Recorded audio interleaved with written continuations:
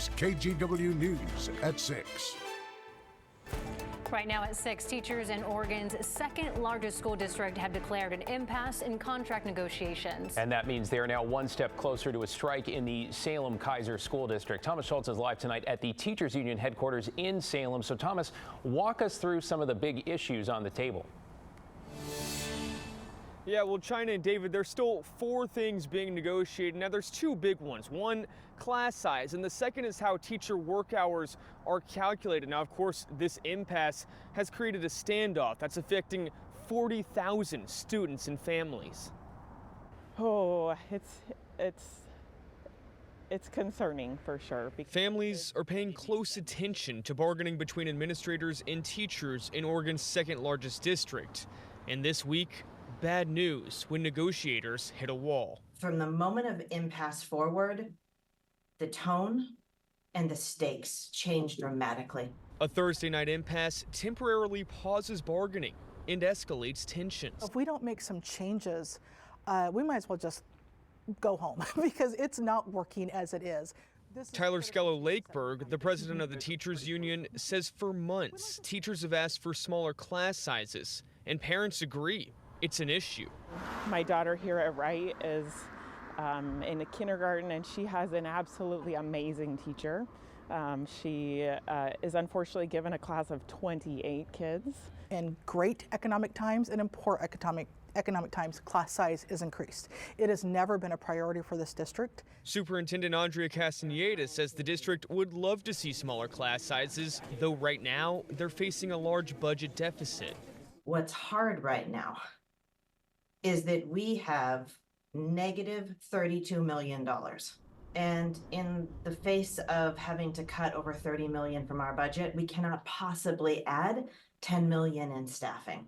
The other big concern, teacher hours. Educators want 8-hour work days versus the 40-hour work week they currently have. It doesn't seem like a change, though teachers say currently scheduled shifts can switch suddenly. Someone should know their work shift for that week, for that month, and not have it changed in an unpredictable manner. Though Castaneda says they can't agree to the change because parent-teacher conferences and open houses require a scheduling shift. The one issue that isn't a big problem, teacher salaries. SalemKaiser offered a 9.5% bump over 2 years, and educators say they're close to an agreement. Still, they say overall, the $37 million district offer isn't good enough. Okay, Thomas, with this impasse, does that mean that negotiations are over? And what about a strike? How much notice would families get if that happens? Yeah, well, China, there is a pause on mediations. It's not clear when those will resume, although in the next 7 days, both sides will submit their best and final offer in hopes to avoid a strike. Now, of course, if there is a strike, something everybody hopes to avoid here, the teachers would alert the district 10 days beforehand, giving them time to then alert families. Guys? Thomas Schultz reporting live from Salem. Thank you, Thomas. In tonight's headlines, another Oregon man was arrested today in connection with the January 6th attack on the U.S. Capitol. 34-year-old David Medina of Sherwood is accused of smashing a wooden Speaker of the House sign that was attached to Nancy Pelosi's office. He's also facing a felony charge of obstruction of an official proceeding.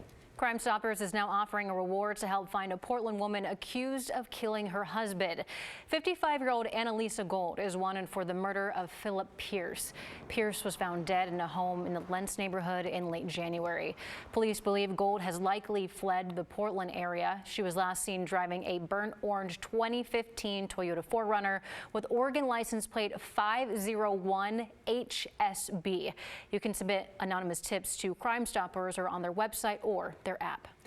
Beaverton police are asking for help finding a missing young adult. This is 19-year-old Matthew Schur. Authorities say he went missing yesterday afternoon on his way home from his girlfriend's house in Gresham. Police shared a surveillance picture that showed him at the Gateway Transit Center. His family says they're extra concerned because Matthew has asthma and does not have his inhaler. Oregon Senate has passed a bill that would cap the price of insulin at $35 a month. The insulin price cap is an amendment to Senate Bill 1508 that seeks to guard against discrimination in health care coverage. This would cover all insured Oregonians.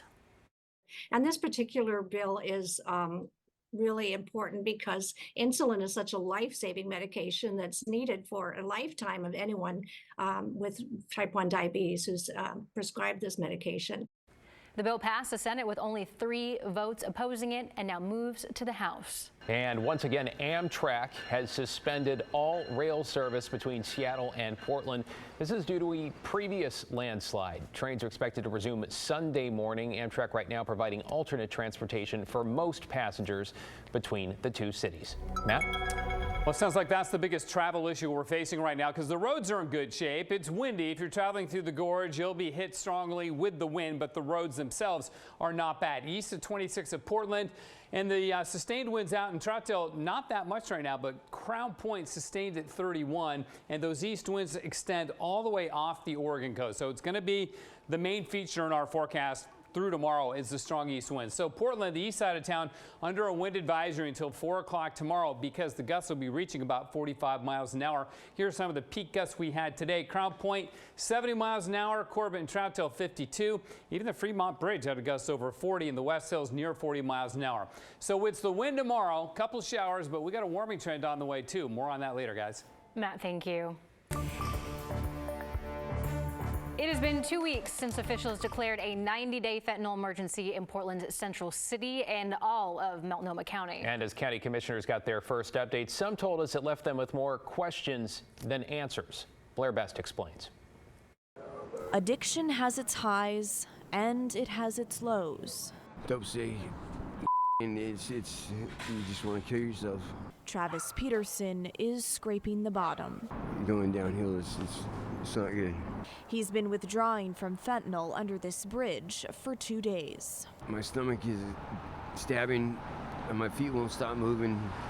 I just want to yawn out and scream every about 30 seconds. This stuff makes you want to go kill somebody to get the money so you can just get well. There's no question about it. There's a fentanyl emergency on Portland streets. It was made official 2 weeks ago. The fentanyl crisis on our streets has destroyed too many lives. This week, Multnomah County commissioners got an update on the work that's been done so far. It left some of them speechless, and not in a good way. I was very underwhelmed by the briefing that we got on the fentanyl emergency. There was no data, no goals, no specific actions. There was an update on the new Downtown Incident Command Center. It's there to track data around fentanyl use. Turns out some of the roles have yet to be filled and jobs still need to be assigned. What there was instead were discussions about process, talking about how there had been some briefings. They have not even developed a mission statement. They talk a good game. They promise X, Y, and Z in the future. They never do anything. Todd Littlefield lives in the Lentz neighborhood. We don't have a normal life. We live in hell. Where the fentanyl crisis is in plain sight. I mean, I've had several people die across the street from my house. They need to have somebody involved that knows what's going on. Commissioner Myron proposed this amendment to the state of emergency, requiring a clear set of goals and adding a new 12-month fentanyl crisis plan to reduce deaths and overdoses, among other things. It was voted down. This is alarming, and these are real people. And the disparity I see between what real people are experiencing and then what happens in this boardroom it's staggering and it's unconscionable. Go put this in their face and see how it makes them swallow their lunch. Just let them know I'll be puking mine up. All right, so the county chair tells us that she has full faith in the team that's behind this emergency and that she urges her fellow board members to champion their work. We also heard from the governor, who tells us there are a lot of important talks going on, but that she's waiting for the 90 days to be up and hopes for a plan on how to attack this crisis. We're hoping for another update next week. Now, as for that man suffering under the bridge, we offered to call first responders to come and help him, and he told us not to and said he just needed money for more drugs. David, China. Blair Best reporting live for us tonight. Blair, thank you. And Governor Kotek is joining Laurel Porter tonight on Straight Talk. They're talking about the governor's big housing bill that she's trying to get across the finish line during the short session. The bill includes hundreds of millions of dollars for land, infrastructure, and utilities for new housing across the state. But Kotek says the state has the money. I believe the state has the one-time money right now to make those investments. And I would argue they should, because it affects education if a kid is homeless. It affects our ability to attract employers. It is an issue that affects the entire state. The bill also includes provisions for expanding the urban growth boundary, a hot button topic in Salem. How the governor is explaining the plan coming up tonight at 7 on Straight Talk right here on KGW.